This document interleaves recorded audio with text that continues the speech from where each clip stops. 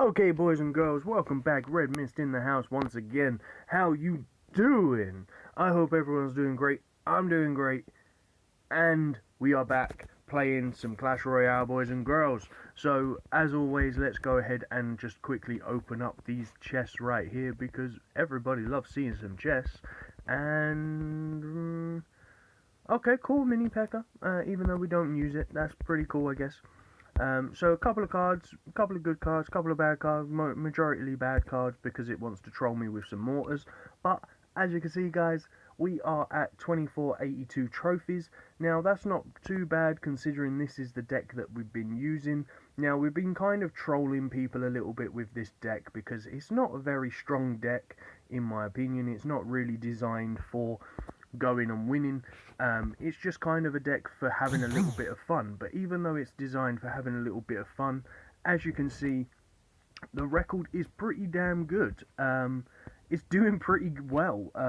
Obviously, there are a couple of losses in there when we sort of fight some defensive things. But then, on the other hand, look at all these wins as well, guys. You know, the majority is fairly good. There's a few losses there, you know, like obviously that's the way it is, but that, as you can also see there as well, that is with a different deck that we took those losses. So since we have actually changed up the deck, we've put a few Valkyrie things in there, like a bit of a freeze and a Valkyrie kind of push and stuff, and we've changed and blah blah blah, had a bit of fun, changed things around quite a lot, messed around with a lot of stuff, and we've had some really fun and entertaining battles. So I'm going to go ahead and I'm going to show you this very first battle here, which was the last battle I played, which we did manage to win this. But the reason why I'm showing you this is because, to be honest, it's just quite a fun way. It's just quite fun. This was a friendly battle against a clanmate, in fact, and I'm going to show you a couple of matches because this is, or in fact, instead of showing you this one first, let me show you the first one that we played. I want to show you the 3 matches that we played, and I want to show you the difference in the games. Now, the reason why I'm showing you this is because obviously we were talking in the clan as well, and the very first game that we played was very predictive. I could predict what he was going to do, when he was going to do it very easily. And then when we were talking in the clan, we started talking and stuff, and he really started mixing things up, and it became a hell of a lot more difficult to actually fight him. So as you can see, Valkyrie in the back, because of the fact that we knew we had enough elixir, the barbarians to go and counter down his thing. Now we've got the barbarians going in there, and we zap the Valkyrie just so that she can't get that third hit off and kill our barbarians. But unfortunately, he plays a very well-placed minion horde, just as I put down my goblins to back up the Valkyrie. But that's okay, because now we're going to go take a little bit of damage with our princess, but he plays his ice wizard just at the right time, and she gets killed. So we tried to split our archers, but unfortunately one of them walks away too far because I forgot about the range of the ice wizard. But it's okay, because now he's gone and put down his hog again, but very, very early on. Didn't wait until he had enough elixir to really back it up properly. So again, our barbarians, we know he's going to play his Valkyrie, so rather than going and fighting her this time, we just put down our elixir pump. Now he's got his mini P.E.K.K.A. coming in with his Valkyrie, we go ahead and fireball that, and the tower can take care of him on his own. Now, again, he brings his Ice Wizard, running very low on elixir. We just put down our 3 elixir goblins, let them run in, Valkyrie behind her, we zap that, we're going to get onto the tower and do a little bit of damage. He's going to go ahead and play his minion horde as soon as he can, but because he's wasted all of his elixir, she got some hits on the tower. We're going to go ahead and quickly counter that with our princess. Happy days, jobs are good, and now we're going to leave it, we're going to get energy. He's going to arrow the princess, he's going to play the hog straight away. We've already got tons of elixir, we can counter the barbarian no problem. We're making a push, we've got just as much elixir as he does now because we've got that second cannon. We keep on pushing, we know he's going to defend that. We push up on the left hand side, and we've got a heavy push going on. He's had to arrow, he's got no elixir, we've got the advantage on the elixir, he's got damage coming into his towers left, right, and centre. We're going to go put the archers down to distract the Valkyrie, the barbarians down to go and kill that. The Valkyrie, the minions, we're going to go fireball, taking damage to the Valkyrie, the wizard, and the tower, which means now he's got nothing to be able to defend that tower. Game is over. So, very, very easy to predict what he was going to play, when he was going to play it. That's why I knew as soon as I had that elixir, I could split up his push very heavily by just quickly putting the Valkyrie and the minions over the left-hand side because of what he's playing. It meant that his push was his defense power was halved, and my push power was still well and truly there. So then we went in and we had a second battle. Now, obviously, I know this is just against the same guy, but I'm hoping that you can kind of learn something from this, like he did. So again, I'm starting off with the standard push of my princess down the back. I've seen his Valkyrie and his wizard over the other side, so I just go ahead and quickly push in with my Valkyrie and my minions, because I know the princess is going to fire over and take care of the spear goblins. My archers can take care of that. The archers are going to take care of the wizard. The mini P.E.K.K.A. is going to come in and fight against the princess, but he's going to fall to the tower. And in the meantime, I defended his whole tower with one hit from the Valkyrie, and I took out near enough his whole tower with one Valkyrie and 3 goblins. So, he then played his barbarians way too quickly, so I just fireballed it, and I got rid of his whole entire push. Now, we're on even elixir.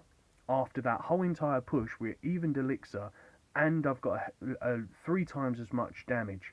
Now, I put an oops here because I played my elixir pump just as he played his hog rider, so we were a little bit late on that. And then here, we actually go and decide to push. I'm not really sure why I decided to do that, but I zapped, took out his Valkyrie, and then obviously we went and got taken out because of his ice wizard and goblins. So very well played there. Our princess goes down on the side.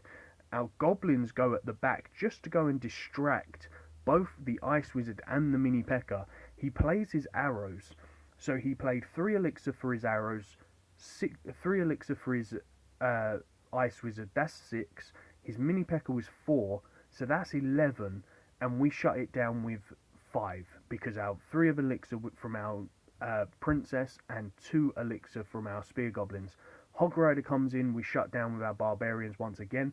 We know that Valkyrie was coming, so we send in a fireball, but for some reason it misses the Valkyrie, so we put down an oops. But we knew it was coming, so we just put that fireball down.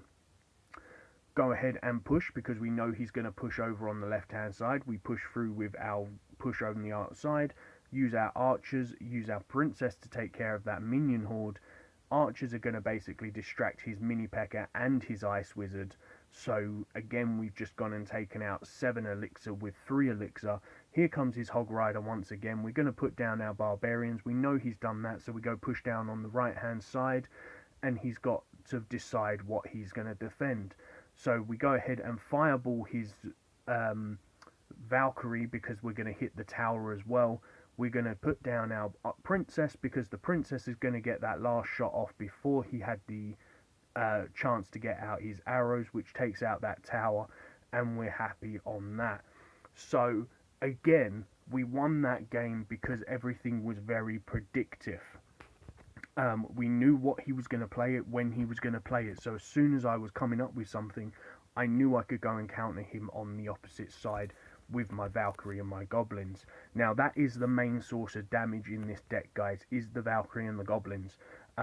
Because people very badly underestimate it. They kind of think, oh well, it's not a hog rider, it's not a princess, so they're not going to do that much damage to the team, to the tower. But they do. They do more damage than what the hog or the prince or any of that can do, because there's 4 of them. So as you can see there, starting off with the princess, he went and zapped it. But as you, he went and arrowed it. He put down his spear goblins right at the back, so I zapped them. And this time he's changed things up quite badly, quite a lot. So I went and fireballed his barbarians. They're going to be able to take care of the tower as well.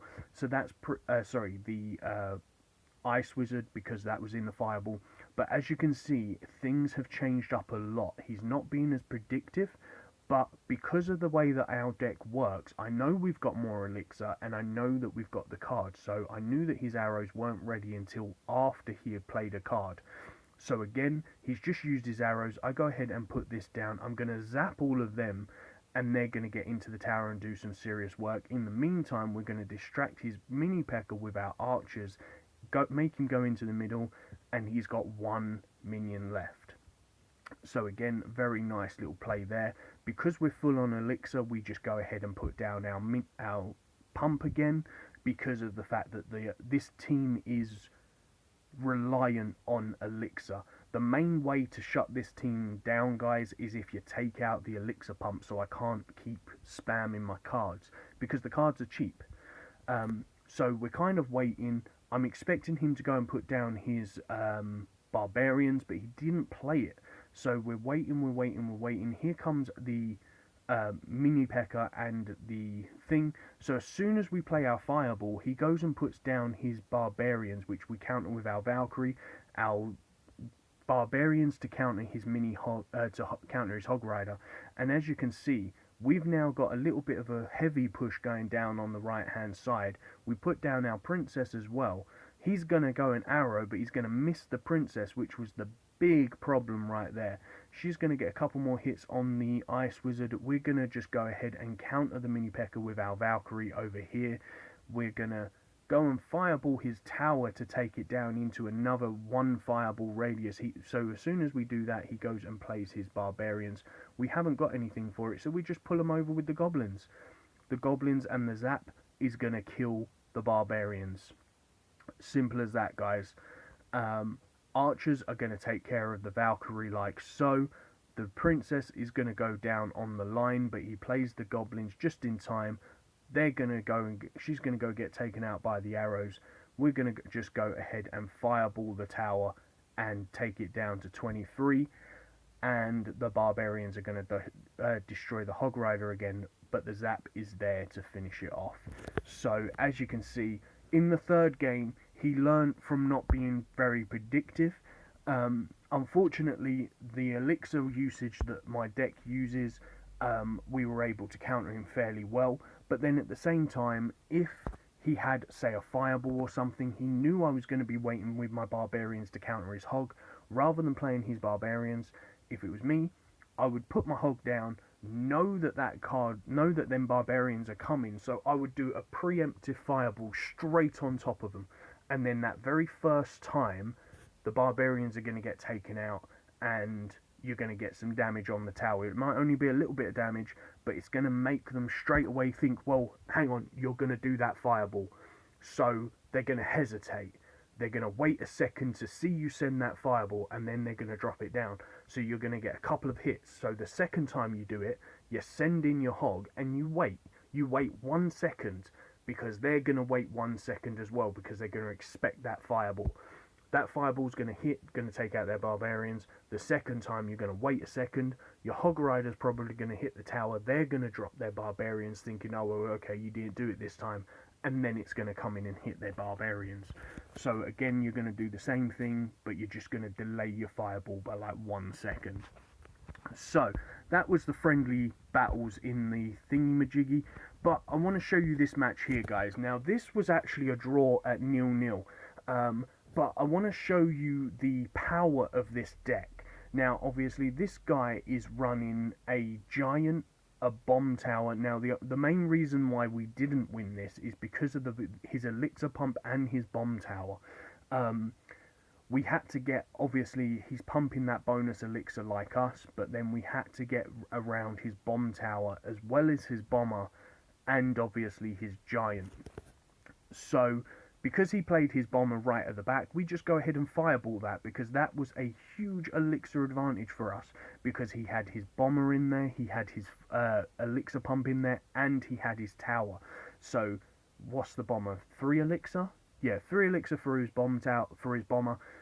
We killed, almost one-shotted his pump, so his pump was almost useless, and we got damage on his tower. So we went and basically took out 8 elixir plus damage on his tower, just with a 4 elixir fireball. very well trade. Now we're playing very slow here. We're letting that bomb tower run out. He goes and plays his bomber again here, but I was hoping that the I would have the fireball ready, so obviously his bomber wasn't going to be a problem. But then he went and put that tower down, which is a big problem for us.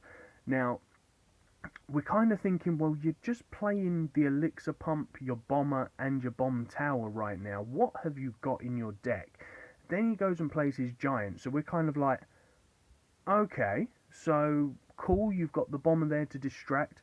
Now we go ahead and send in our fireball here because we're going to do some damage to the giant. We're going to do some damage to the archers and the tower.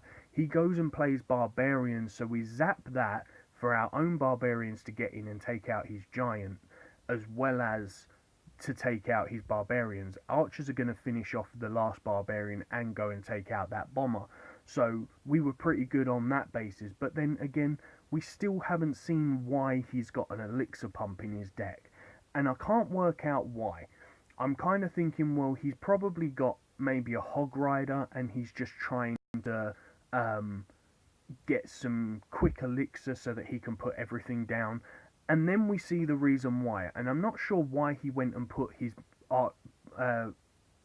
musketeers there, because he knows I'm fireball in his tower. He goes and sets everything else up. We put a zap down to finish off those musketeers.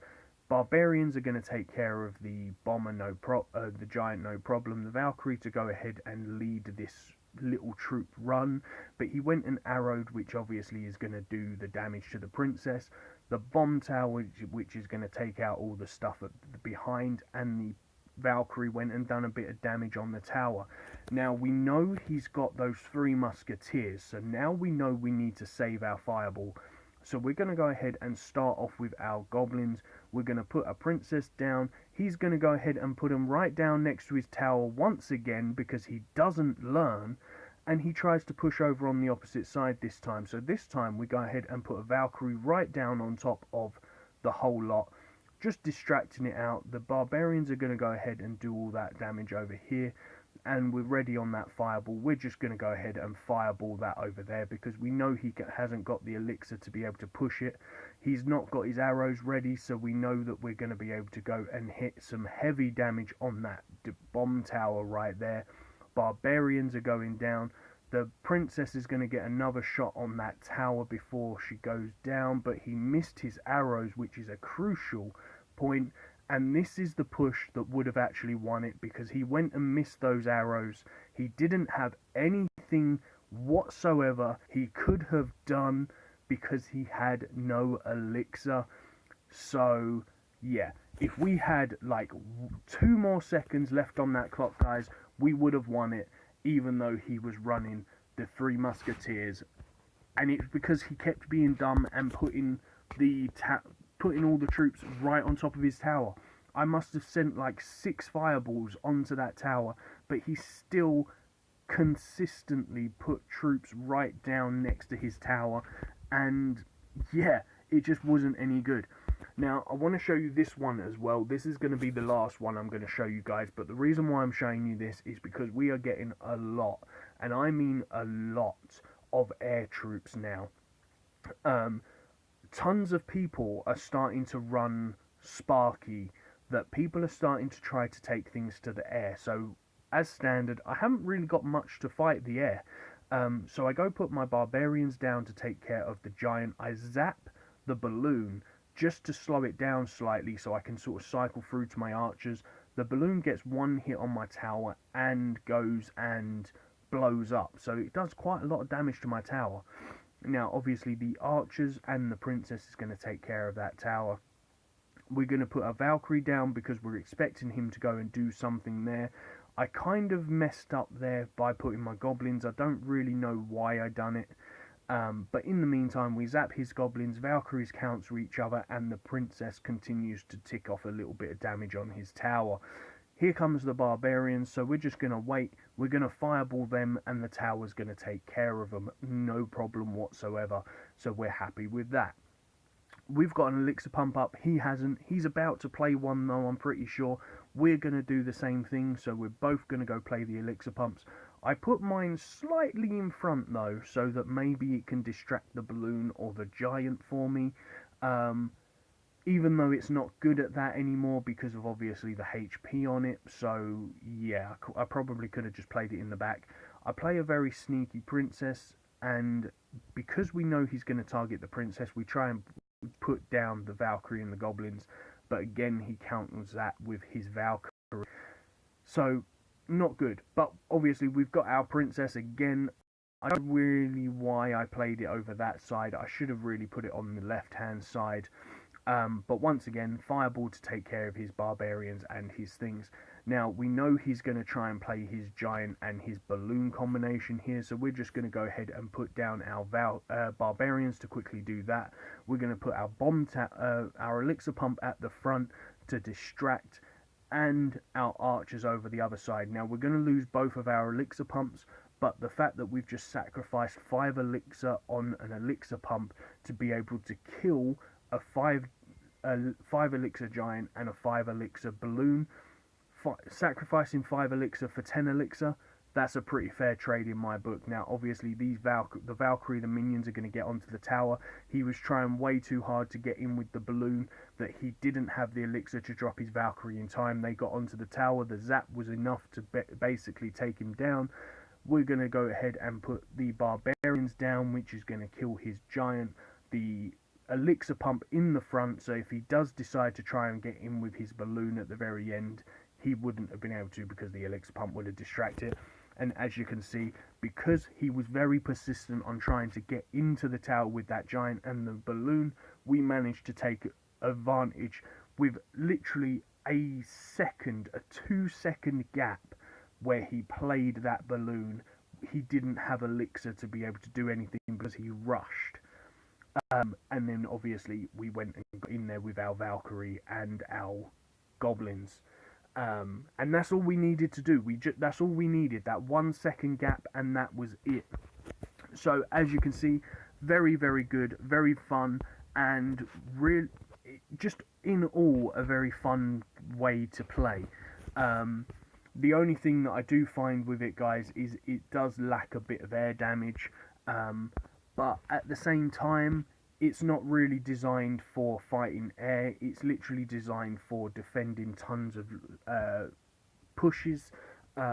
Very good at defending P.E.K.K.A.s and giants and princes and hogs and all that stuff. And then in the meantime, you've still got a bit of pushing power there as well. So it's more of a counter deck, in my opinion. You kind of counter cards, you have a good amount of cards, and then you push back with a good push of yourself. Because it's very cheap, you can quickly put cards down behind the remaining troops that are left over from your defending, and before you know it, you've got like a 10 or a 12 elixir push from a counter push. Like, you destroy their push, and then you've still got, say, barbarians left or a Valkyrie left, and then you've got, like, say, full elixir, and you can go spam tons of little troops, and, you know, it's really quick. You can really quickly snowball somebody.